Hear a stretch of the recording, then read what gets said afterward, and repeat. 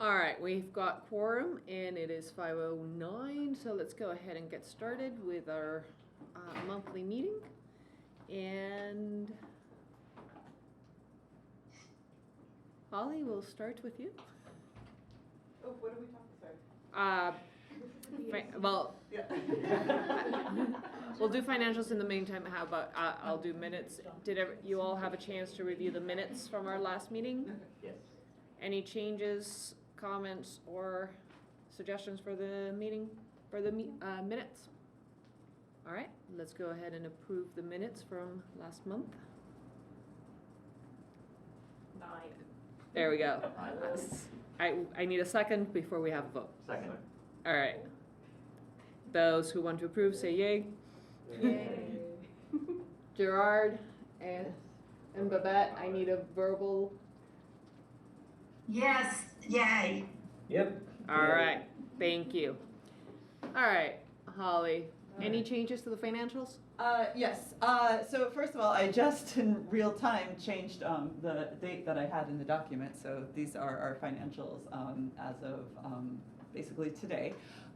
So where you're going to see a decrease from last year is our 2022 BAC Grant Allotment. So we've gotten now about half of the Emerging Artist Awards out the door, which has brought that BAC allotment that we have left to spend for the rest of the year down to $22,861. And in addition to that, we also have that $832, which is that annual 2% increase.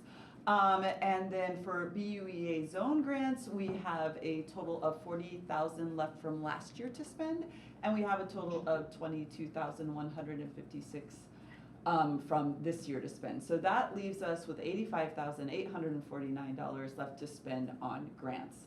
I also just want to note, as always, we have that little operating fund of $3,461.65 to spend. And again, that's for things like when we commission a performing arts group to do something as part of an event we have. That's where that fund will come from. I want to talk very briefly just about why the BAC grant allotment is going down more significantly than the BUEA zone. Than the BUEA allotment. I'm gonna talk a little bit about that now, and then the grant subcommittee is gonna continue this conversation in our monthly meeting session. So what I have learned working with the BUEA is that they are a little more conservative in what they are willing to spend money for. Unlike the BAC and our city funds, when we get those city funds, we want to spend those immediately. We want to demonstrate to city council that there is a need and we're getting that money out the door, because if we don't get that money out of the door, there is a chance that council might say, oh, well, you didn't spend all this money, maybe you don't need all that money, so we're gonna give you less. The BUEA works a little differently. They are not necessarily looking to spend down all of their money every year. They want to keep some of that money in reserve. So when I go to them and ask them to spend for specific grants, sometimes they're just a little more critical of what we're spending on.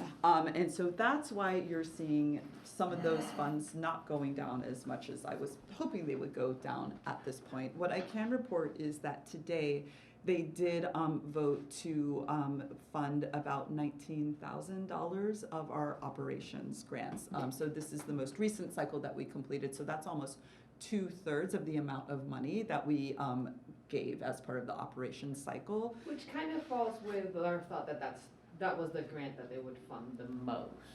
That was our hope, and I think there was some miscommunication and some misremembering on their part that we actually did say that the $40K leftover from last year was specifically supposed to be for operational funds in spirit of recovery forward and things coming out of COVID.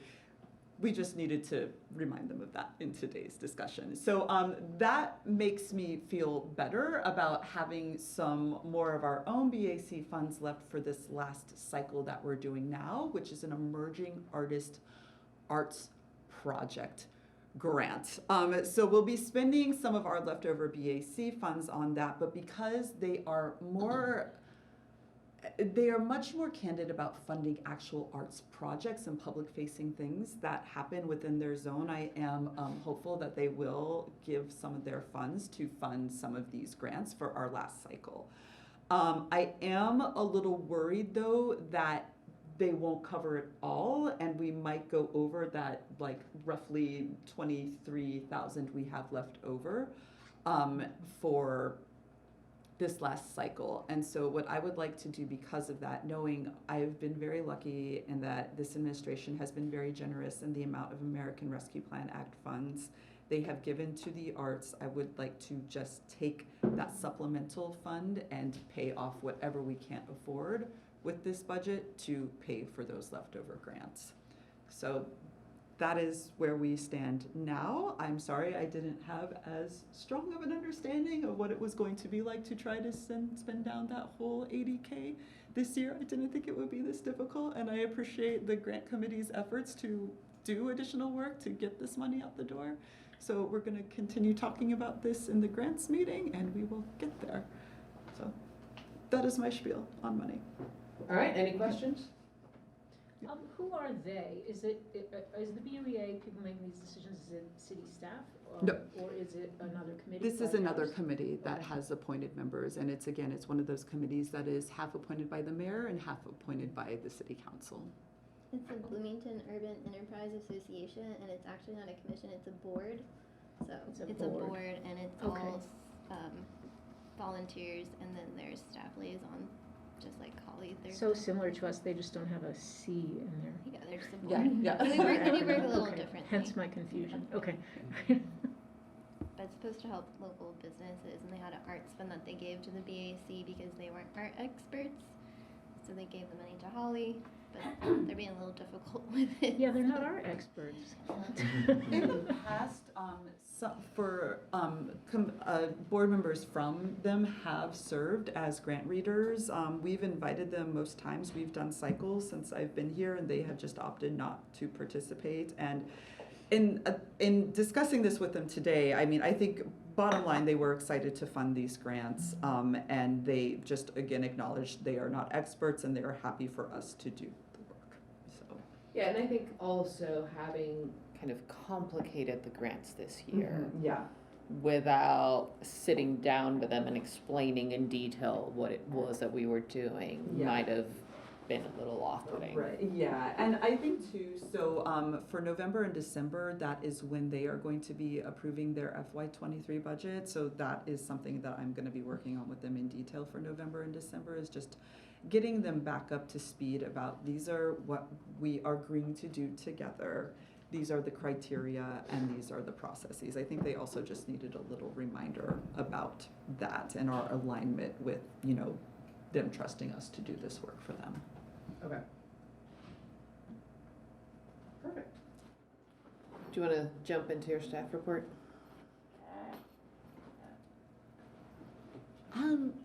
I am just getting ready for end of year contracts encumbrances.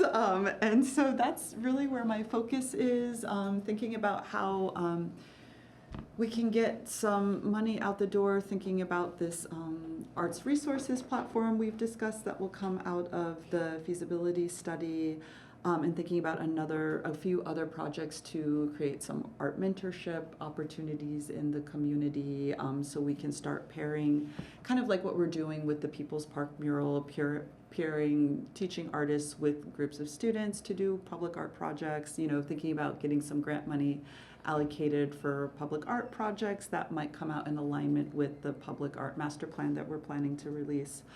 So I'm really starting to aim towards what do I need to get done? What funds do I need to get encumbered by what kinds of projects before the end of the year? That's really where my focus is right now. Any questions? All right, well, let us know if you need any help in honing down any of those. You do have here on as a line item the end of year BAC party.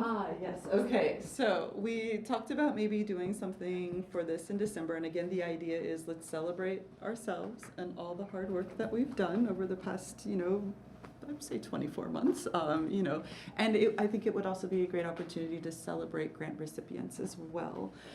So I think what I would love most at this point in time is being able to identify a couple of volunteers who might help me with that initiative.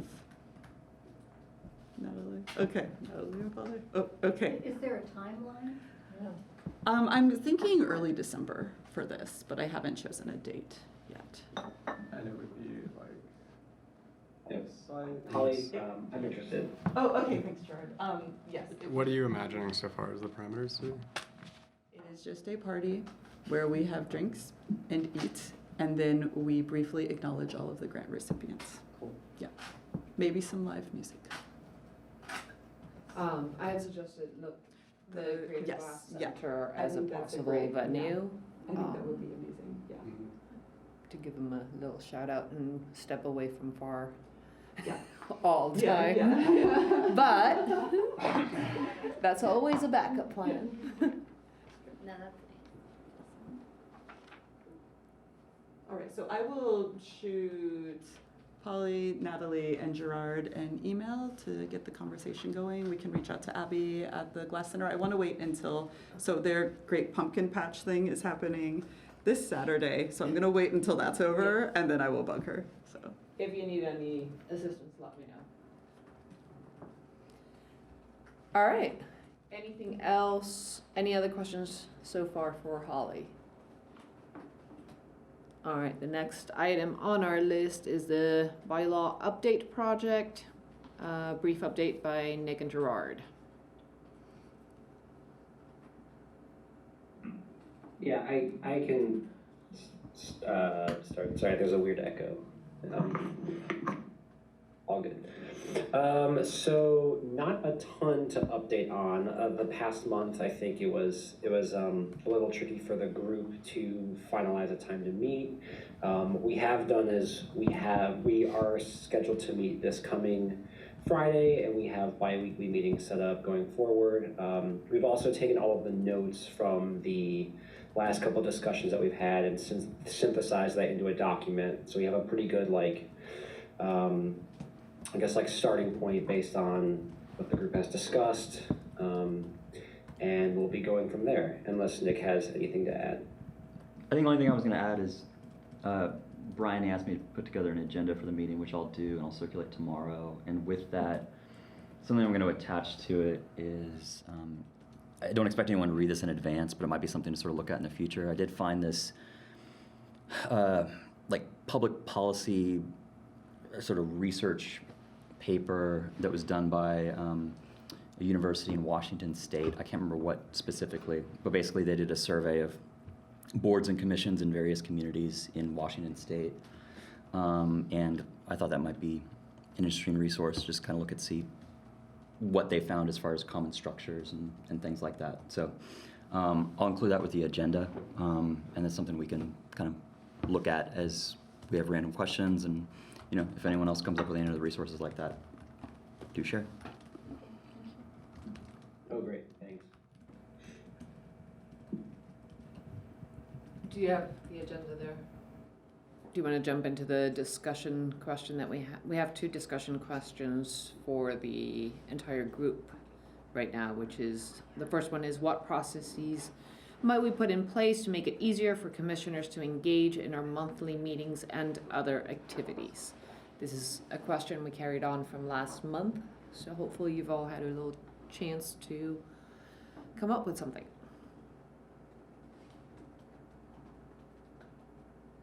So what processes might we put in place to make it easier for commissioners to engage in our monthly meetings and other activities? Suzanne? I think the time of day is difficult. 5 o'clock is a difficult start if you work 9 to 5. I know that's not really a process, but it's something that, as I was racing to get here after my last meeting of the day, it occurred. Yeah, sure. Yeah. 5:30, 5:15. Yeah. 5:07. When I walked in. Yeah. I was 5:07 too. Yeah. That is a very good point. Mm-hmm. Yeah, it would also open up the spots to people who don't have flexibility in their jobs. Mm-hmm. You know, it kind of, we limit the people that can be on commissions like this by it being someone who doesn't have to report to a boss who won't let them out early. Is this something we choose, the day and time, or is it something that was determine? I think we can push it. I mean, looking at other commission meetings, they happen all across the board. You know, council starts at 6, some start at 5:30, some start at 6:30. I think we can change that without upsetting people. I think the most important thing will just make sure it's updated on the website. Mm, yeah. I would say that let's look into maybe changing it to 5:30, starting January. Yeah. That seems right. As a part of this whole restructuring that is taking place.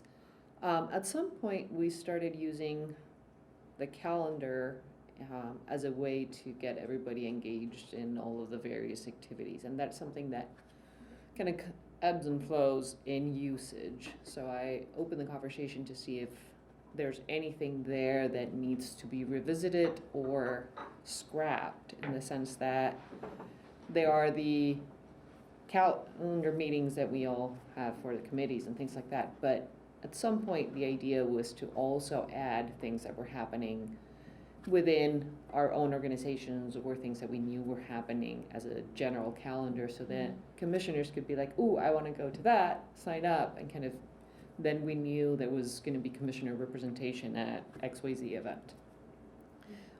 That has not been happening as of late, or for a while, because of the pandemic. I think we ended up not attending any events. So that's something that I would open up for discussion to see if it's interesting to anybody to kind of revive that or change it in one way or another. I think it's interesting. I didn't realize that that was something we were doing before the pandemic, but or that we were attempting to do. Is that the main BAC Gmail calendar, or is there? Because I know there's the grants and then public. It was in the main calendar. Okay. It was. I know that Sean and Rachel were putting a lot of things in there at some point. Oh, okay. All right. And others were Kind of doing a little bit, but then no more events were happening. We know the story. Yeah.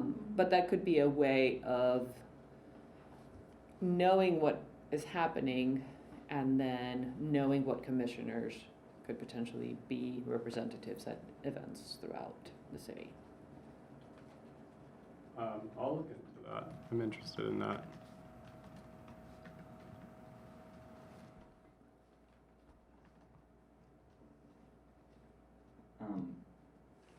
I might ask a more specific question that's sort of underneath this topic. You know, I think we've talked before about resources and onboarding for new commissioners. You know, I feel like probably all of us, myself included, you know, if I sat in at least the first few meetings, I'm like, what's happening here? What do I do? What are these acronyms or these, you know, city process references or whatever?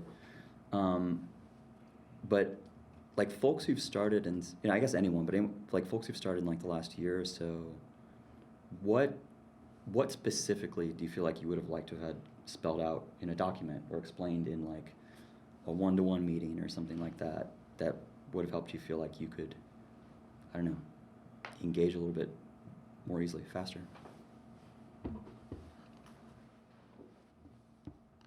I mean, it's obviously started more than a year ago, but I think like a brief on acronyms. Yeah. You know? I mean, that's an obvious one, but Yeah, the and one first names. picture. I'm sorry, Elliot, can you repeat that? Acronyms. Acronyms, an acronym. Beyond the glossary that we have. Do we actually have one? Do we have one? Well, okay. Oh yeah, there's a very detailed glossary. Okay. It's like Okay. 7 pages long. I didn't know that, so Alright, I'll send it to you. great. Oh my gosh. That's Can good we, to know. like, make a song up though with all the acronyms? Like, I didn't know we had a glossary. can we That's commission somebody to Alright, write that I will song? send out the glossary after Great. this meeting. Awesome. Something that I've been curious about is the whole issue of going into the folders, you know, on the drive, because sometimes they're not available. Like some of the ones that were started before I became a commissioner, I don't have access to, and that kind of stuff. Yeah, So I it's- was actually going to email you about restructuring. Yeah. Yeah, it's confusing to That's- me. Yeah. And I mean, I'm a boomer, so it's Yeah. probably everything like that's confusing to me, but it's hard for me to go back. You send things out and I can look at them at the time, but I can't necessarily find them later. Yeah, there is that, and then there's a lot of things that are labeled 2020 or 2021, but we're still using, even though, like, we're adding things 2 years later, so it's misleading.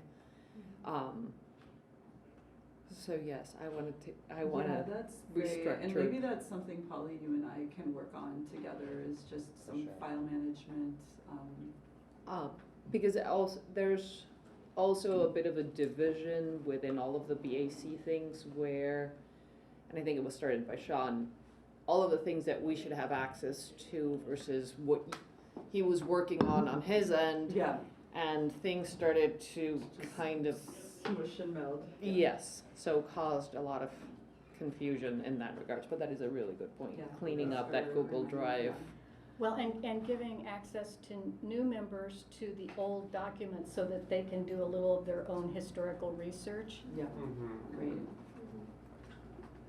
I think I heard someone say names, so is that like sort of like a, Like first names, like, I mean, I know who Sean is, but right? I don't know who the other person you mentioned is, person Rachel on Green. Rachel, Yeah. yeah.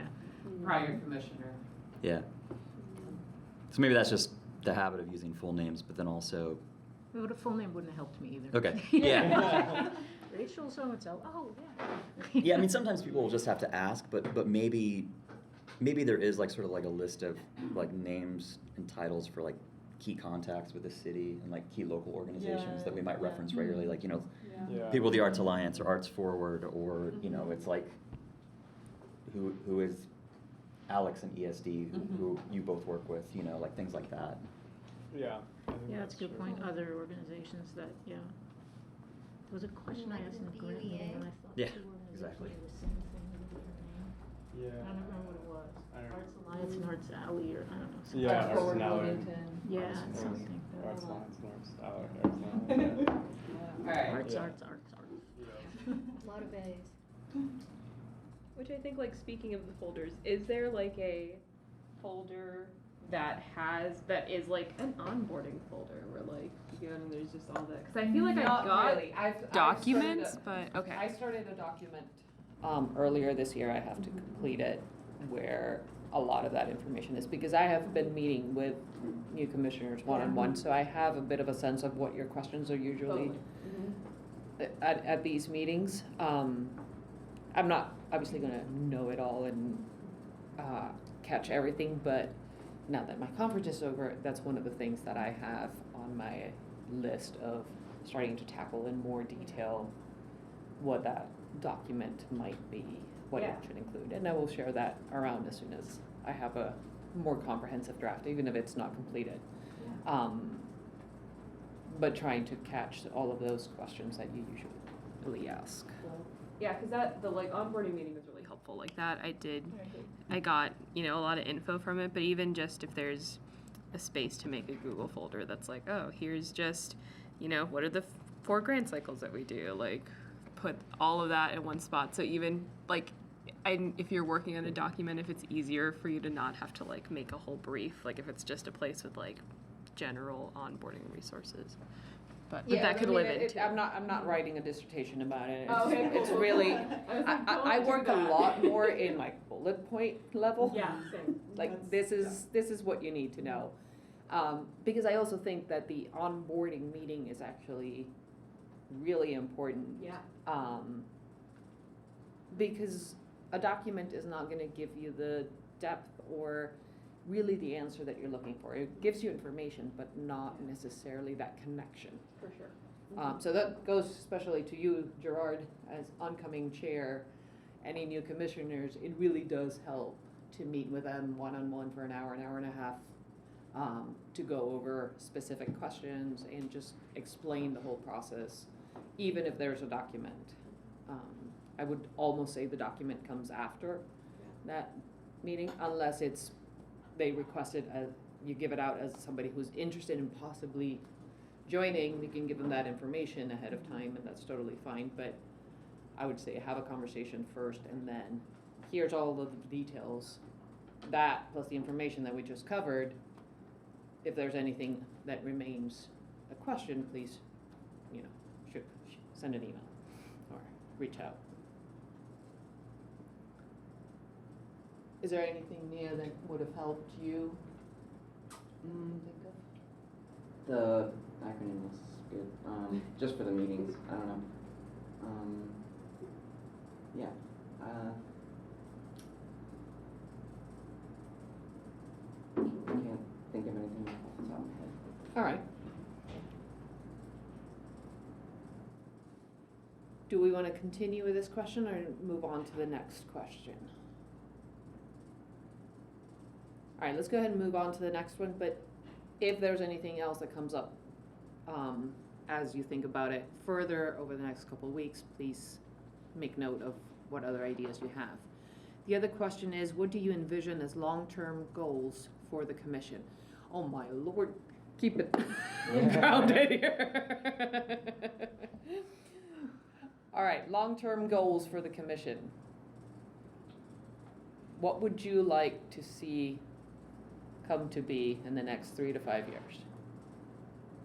No pressure. Can I ask a question? Yeah. Based off of that, I'm kind of curious, like the extent to which the BAC maybe collaborates with other commissions, maybe specifically like planning and transportation or redevelopment, just to see what kinds of collaborations can kind of occur between commissions. I know everyone's schedules can be odd, but I don't know if sometimes like trading seats, like one commissioner on another commission's meeting and vice versa, how often something like that occurs. It is a wishful thing on our end. We talk about it often as something that we want to do, but we have not had the bandwidth to actually make it happen. Okay. So it would be great. At some point we started to gather like an actual list of commissions that we saw an overlap with and started to take some baby steps towards doing something like that, but it has not actually happened. Gotcha. I think that's a great question and point though, because I think as we're thinking about, doing more public art projects, especially specific 1% for the arts projects, as we're exploring options for the Hopewell department, or the Hopewell development, we should be thinking about how are we collaborating specifically with planning and transportation and engineering. So thinking not just of those commissions, but also entities like different departments at the city that we can form alliances in, just to embed in them, hey, when you do this, don't forget about arts, don't forget about culture, don't forget about design. So we're doing that a little with the Greenway project on the south part of town on, I think it's Graham Drive. So this is one of the greenways, and I worked with planning and transportation to get a small grant from the Indiana Arts Commission to do a street mural on the pavement. But of course, then we're like dealing with staff turnover. The people that I started that initiative with are no longer here, and so it's bringing others up to speed. Also waiting for paint. So, but yeah, I think it's a great idea.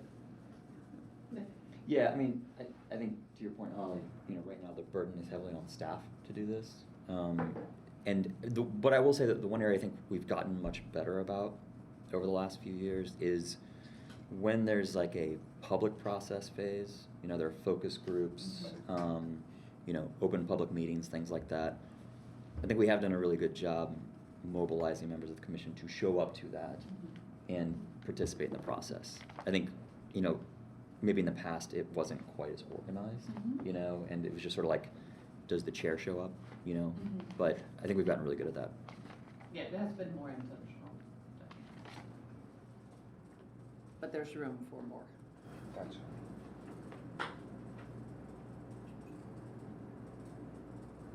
I'm trying to formulate this in my head before I say it out loud and stick my foot in my mouth. But I feel like for myself, being relatively new to Bloomington, in regards to some comments and some questions I've heard around the table in this meeting and in our grants committee meeting, I feel like maybe we as a committee or the individual on the committee don't have necessarily as grounded a sense of what comprises Bloomington in terms of demographics, in terms of the difference between the city and the taxes that go into these things and who we're supposed to serve with that versus outside of the city, in terms of who are our constituents rather than our impression of who they are, and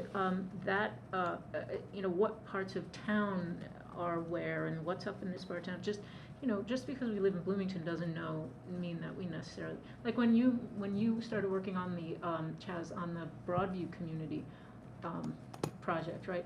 I knew that community because a couple of the guys that I sponsor, refugees that I sponsor, live there. So that's the only reason I know that community. There's no way I would know that if they happen to get a house on the other side of town. So I feel like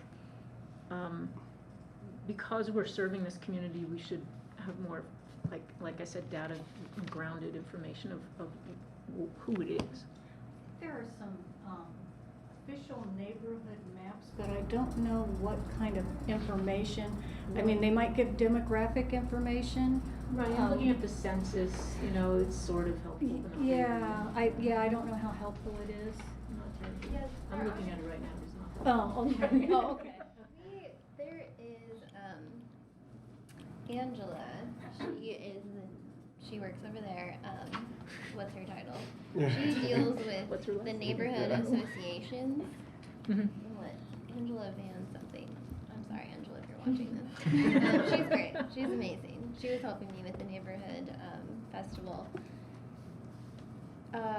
Anyway, we can always talk to her about that. We probably do have other resources. I just would have to figure out with her because can't think of anything off the top of my head. But I did want to mention what you're talking about kind of makes sense for the artist platform sort of resource list. Also being able to kind of understand Bloomington and the communities here. Because when you're saying that, what I'm also kind of hearing is like how things have been so siloed and like we don't always know what art organizations there are or what's going on. Right. On the ground, One like of outside. the best ways to find that out is through marketing information.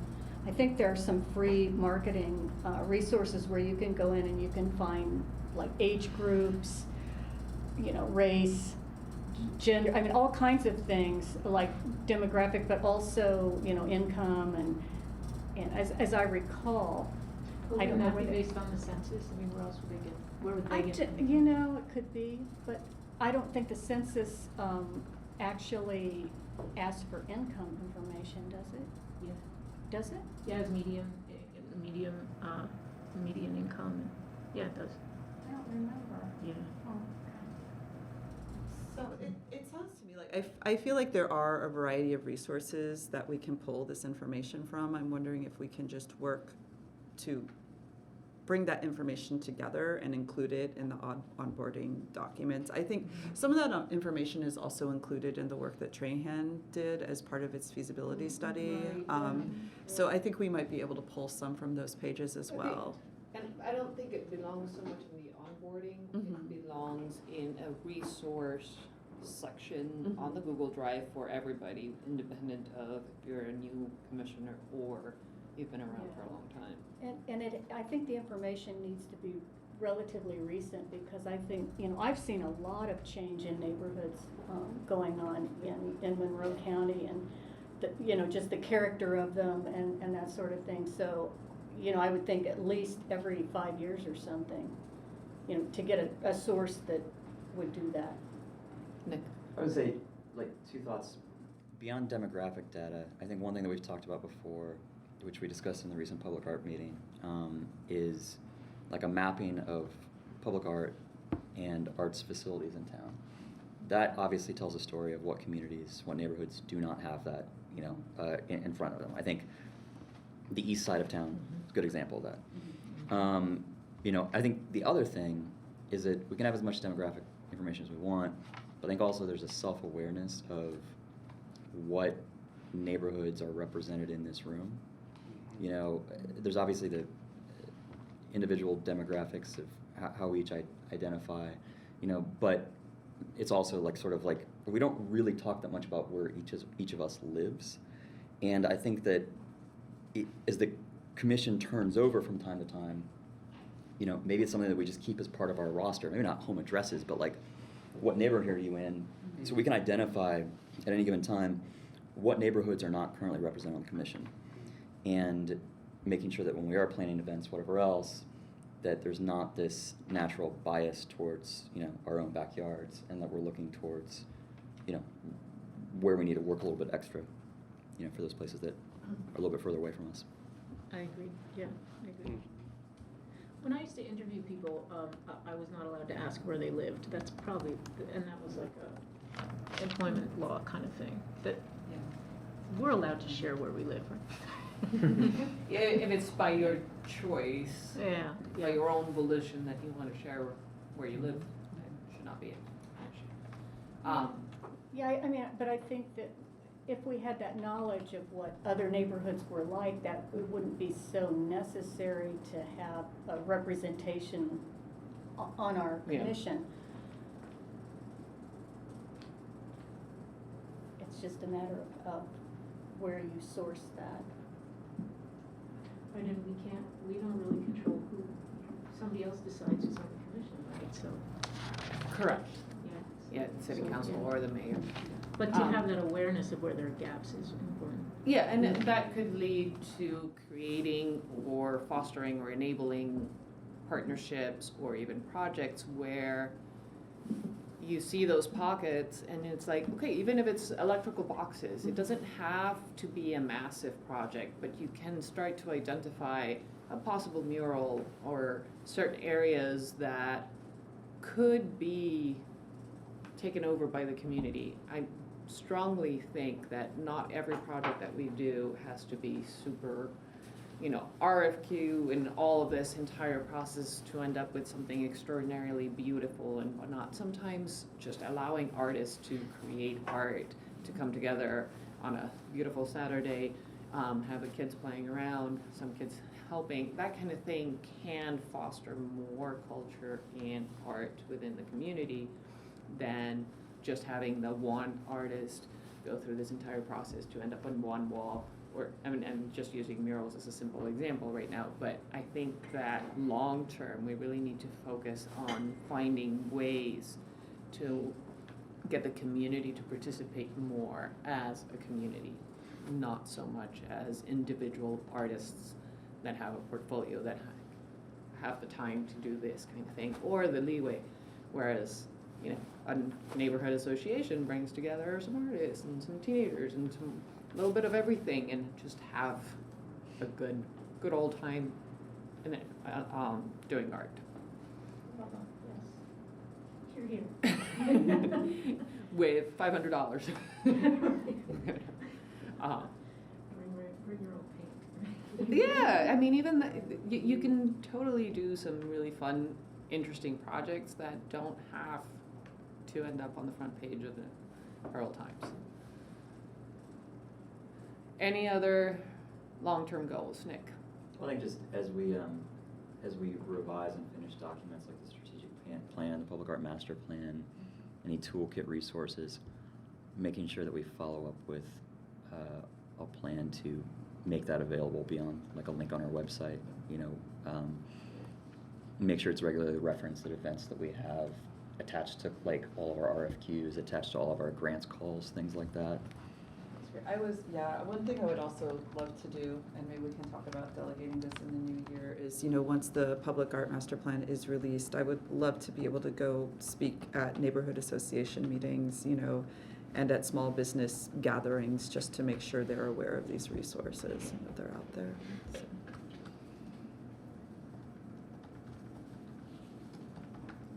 Yeah, when we've been doing the grant info sessions, we always kind of go through maybe there are more things we can add to that. I mean, it can be a little bit tedious on our end to sort of rehash the same information, but we do have new people on those calls every time, so sharing that material, I think, is another way.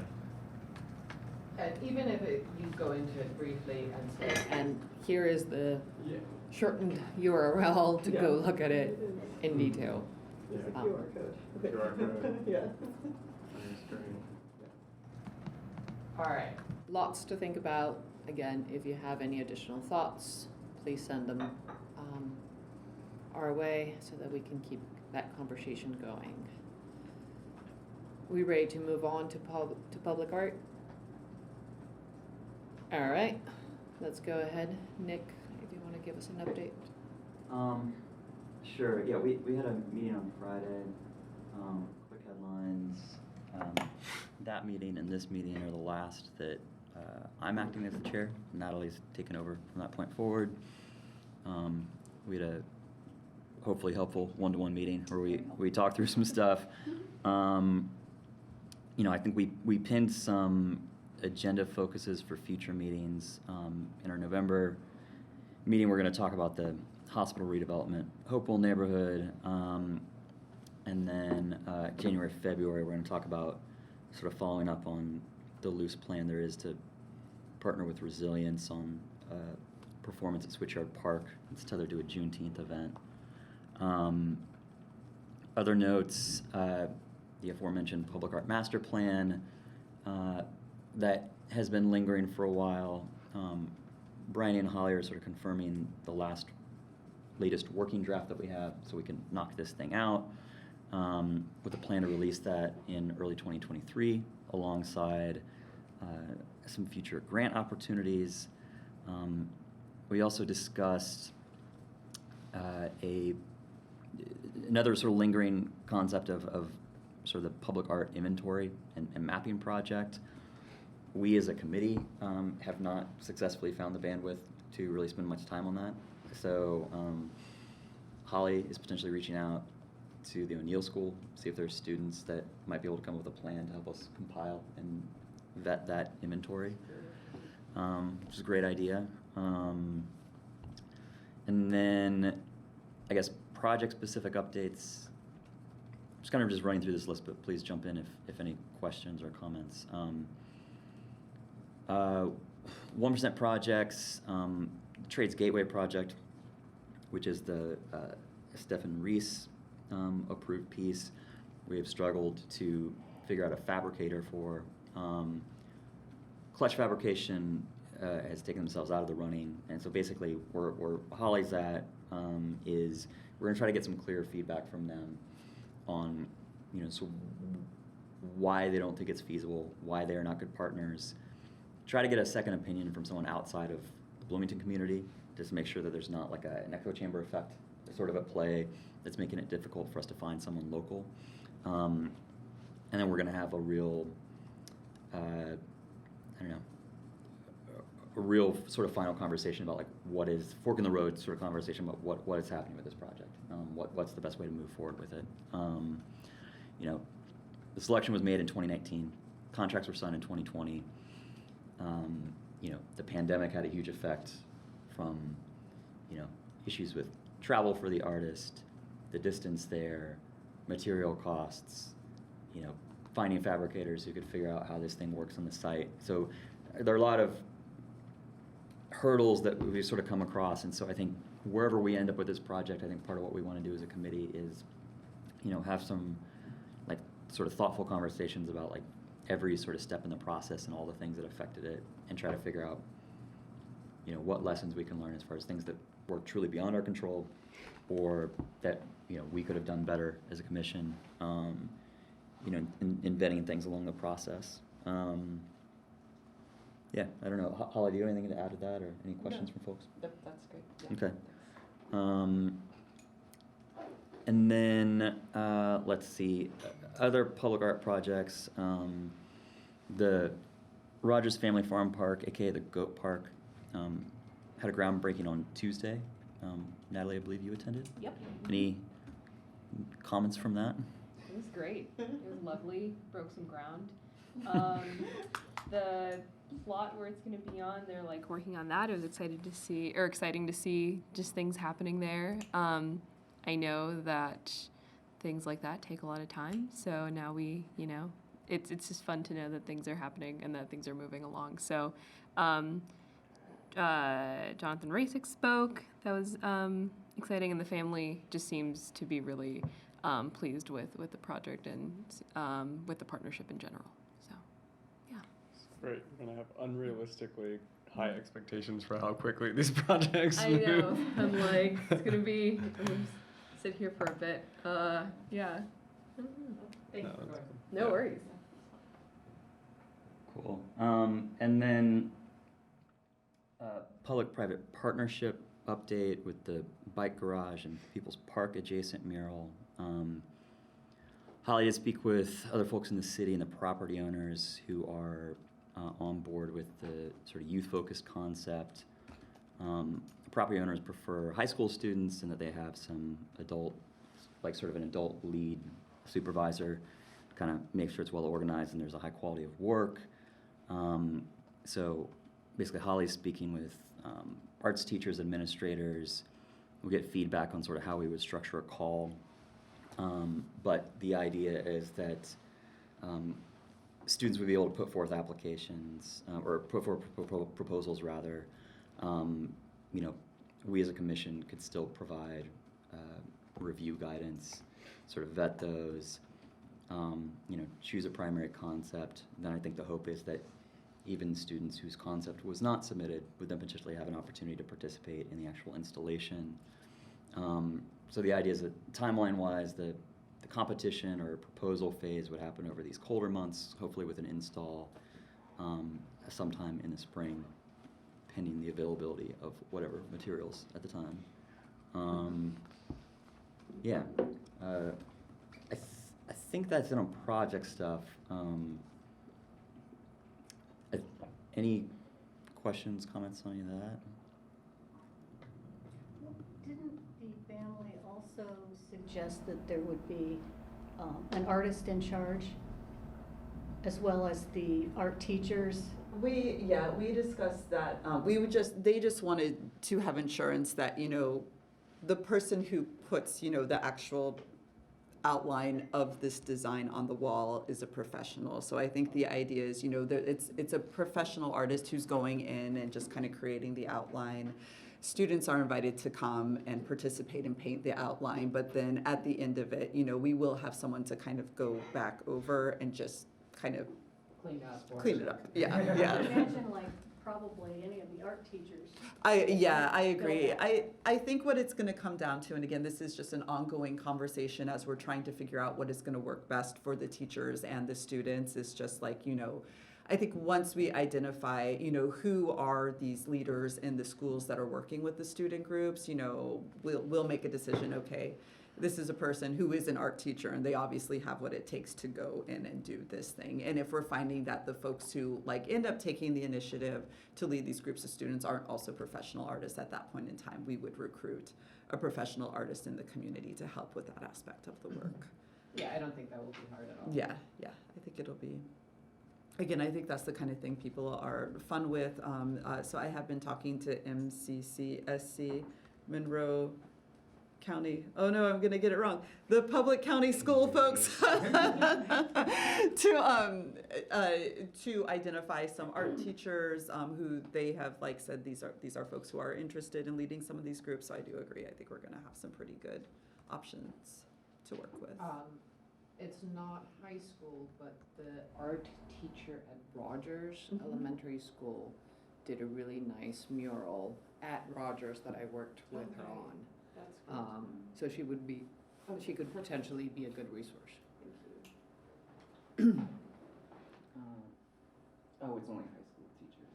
Never mind. I was like, I know But- elementary school teachers. Yeah, but again, just thinking about leaders who might be interested in working with some of these groups, I think that could also be an option, and I would encourage us to. Again, I'm seeing this as more of just like the first of several initiatives that I will work on to pair arts professionals with groups of students. And they don't even have to be like high school. They can be just clubs. They can work with the Boys and Girls Club. They can be out of the Banneker Center. So I think if you have recommendations about folks who would be interested in doing that kind of work, send their names my way, and we can figure out ways to get them involved.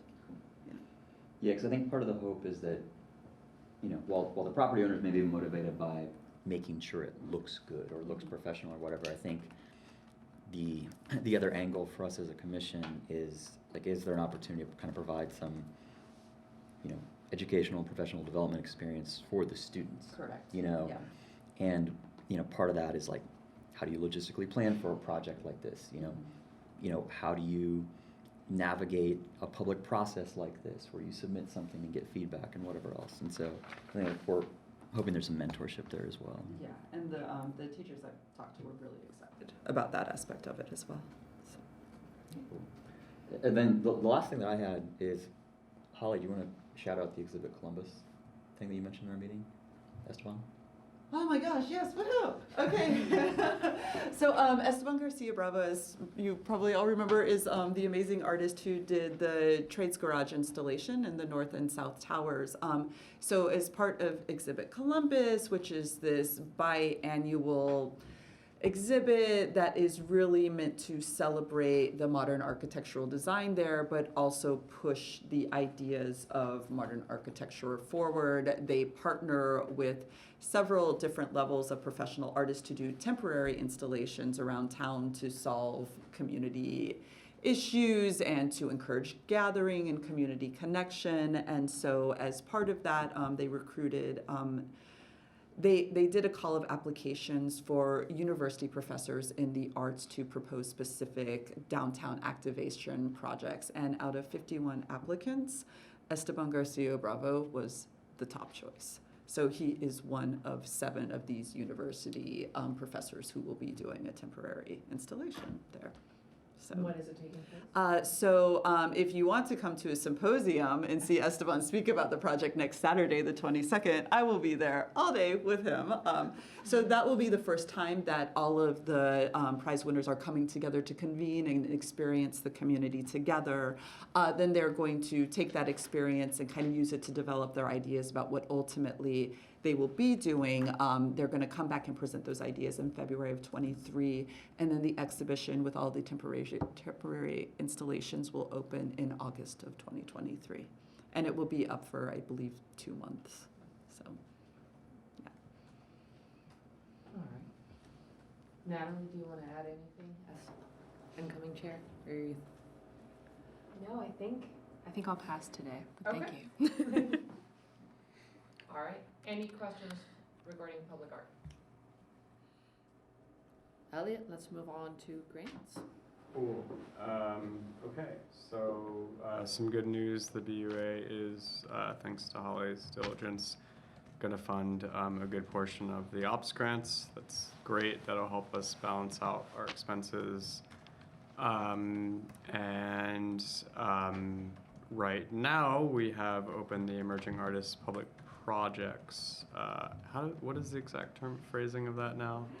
Emerging Artists Public Art Project. Public art projects, Yes. of course, because artists and art. We need to, again, art.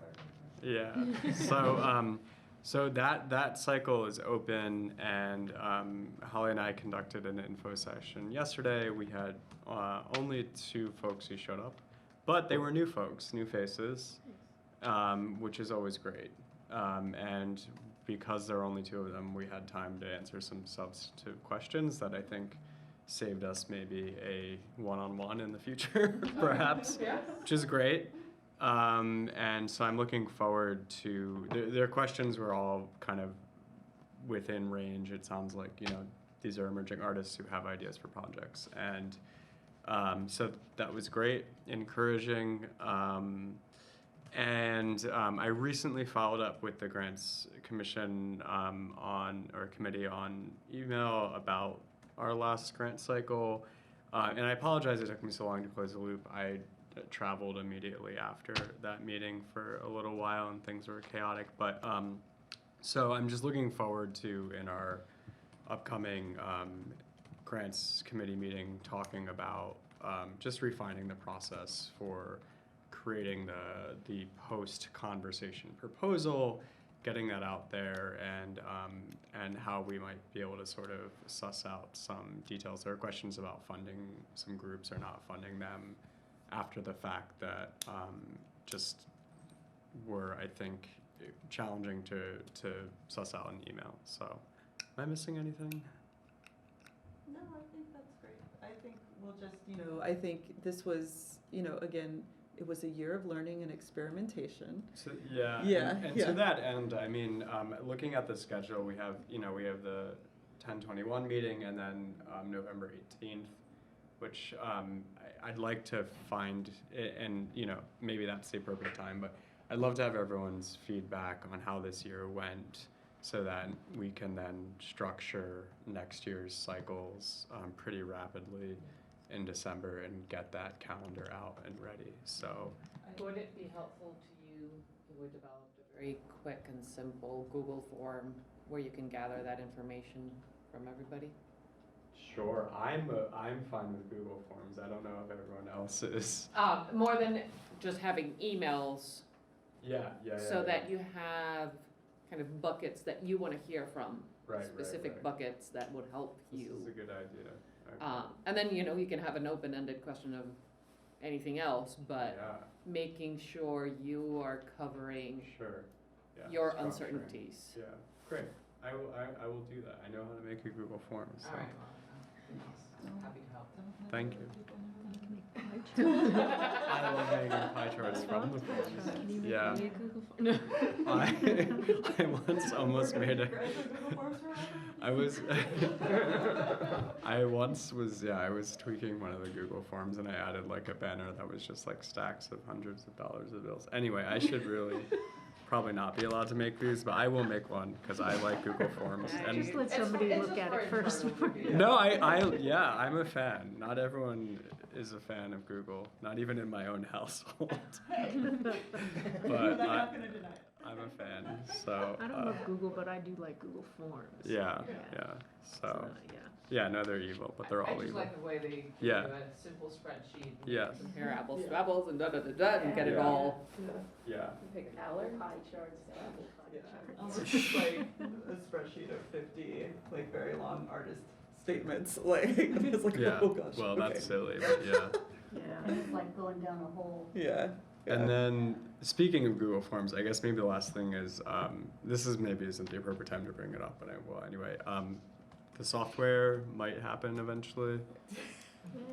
Yes. Okay. So yes, Chaz and I were actually going to commit to maybe showing you at our December meeting Cool. the grant software, so we can kind of just explore any tweaks together. I'm anticipating that like this year, our cycle, like just the entirety of the grant cycle will run roughly February to November. So Yeah. our anticipation is we can kind of look at it together in December and January and make it ready to go live in February for that first cycle. Also thanks to Polly, who has agreed to be our experimenting guinea pig who's going to go into the software both as an applicant and as a reviewer, because this software also has the ability to be able to send out rubrics and give you prompts and do those like sorting of saying who's going to read what. So Elliot, I don't have to pester you to do a random sort for that. So so Polly will be helping us as the yes.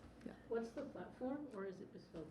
It's SurveyMonkey? SurveyMonkey. It's called it's Survey Apply. Their name recently? They did, but Yeah. yeah. Yeah. Yeah, right. Yeah. Cool. Okay. Well, great. Yeah, I'll keep you posted, grants committee, and I'll probably follow up with an email about just what to do, what we're going to talk about at the next meeting. When does this cycle end? October 25th. 24th. Yeah. And do you have any applications yet? No. I know, so although we only had 2 people present at the workshop, actually 8 people RSVP'd. And I know a lot of folks have indicated to me that they are going to apply. So I do feel like we will get applicants. I am hopeful that we will not get so many applicants that we have to split our group into 2 again. I will just say that. As much as I want people to apply, Yeah. I know we're tired. Well, we don't have funds Yeah. for that much. Right, probably. yeah. Um, Correct, yeah. Yeah, just making is sure what it that is, we, yeah. if the temperature's nice and warm, Yeah. what kind of outreach we need to do. Yeah, I think we can reassess closer to the deadline. Maybe we'll do a push the final week that they're open. Is that the week? Oh gosh, is that next week? Yeah. Yep. Maybe middle of next week, let's connect and decide whether or not we need to put the word out Sure. again on social media. We can also advertise at the artist party. It's the day It's the after. day after. Yeah, but in our That next it newsletter, closes. we can, yeah. Do a grant Okay. overnight?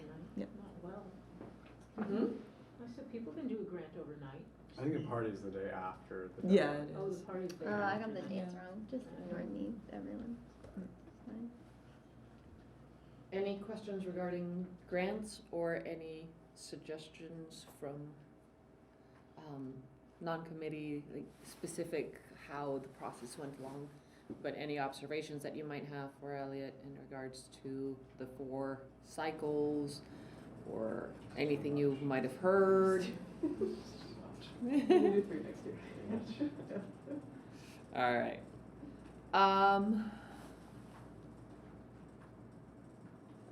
So far, we've got everything on grants and public art. Gerard, is there anything that you want to cover since we have a few extra minutes? I don't think so. No. Okay, that's totally fine. I know you're not feeling too good, and we still need to meet, but I just wanted to double check. All right, let's jump into commissioner announcements then. Any commissioner announcements?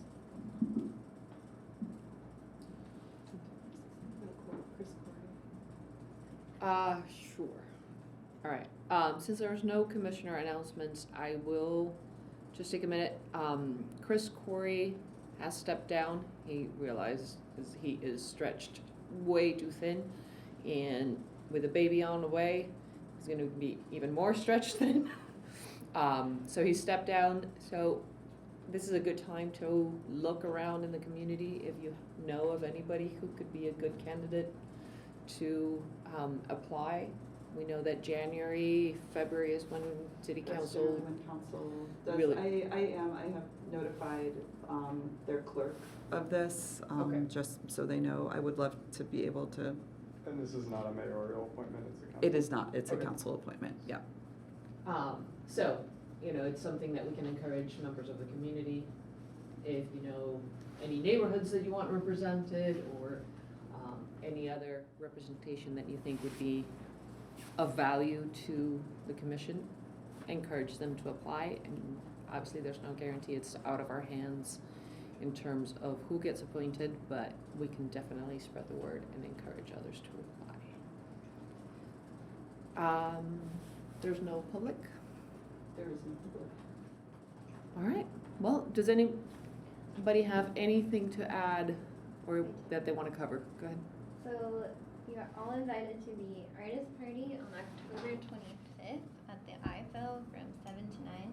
Nia's going to be DJing for us, which I'm very excited. So please come to that. Mark your calendars. That's that. You said 9 p.m. 7 to 7 9. to 7 9. to 9. Got it. Free snacks, free drinks. Can we send out Artist a connection. calendar invite? Yeah, let's add that to the Let's put that on the calendar. Wow, what a concept. Organization, what? Do you have that calendar, Chaz? I don't know. I only have the grants one. I have. No, wait. I have a calendar called Arts Events, but I don't think. BAC Community Calendar now? I don't think I have that. see that one. I can't find it in the subscribe. All to right, calendar. I'll make sure everybody has access to that. Yeah, it's called BAC Community Calendar, but it's for us to know what's happening in the community, Yeah. not for the community to know what we're doing. Yeah, it's for our use. Yeah. It's Internally. To be clear. Yeah, that's fair, that's important. We can rename it. Private top. No, I think it's great. I'm just letting people know what it is, yeah. Cool. Give it an acronym. One more. Everything was. Have to have arts in it. Yeah. Do you have it, Holly? I don't, no, I see, I have arts events in all caps. Yeah, BACC. I do think we should commission a local band to write an acronym song for us. Oh my God, that's good. So I'll remember, I think, we can start every public event by listening. I will say, after being forced to work on the Bloomington community song for the bicentennial, Oh no! while it turned out okay, never again. Is that song like a song or, yeah? Recorded? Can you get on Spotify? We'll talk There about is a one music problem. video. Okay. There is a music video. Oh, Oh my. I think Yes. Rachel's There in Yeah, is that Rachel is in it. Rachel is in it. So I can watch it. Find out who Rachel is. Find Rachel her. reveal. Yeah. I wonder if Rachel wants to be found out that way. She does not. Is